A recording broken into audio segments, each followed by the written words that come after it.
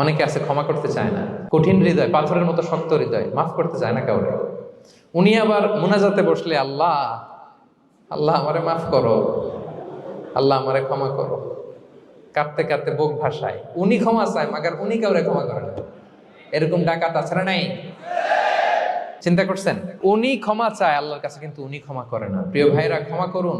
যে ক্ষমা করে সে ক্ষমা পায়।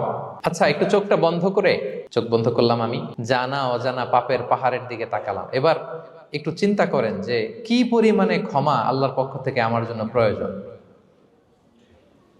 চিন্তা করেছেন?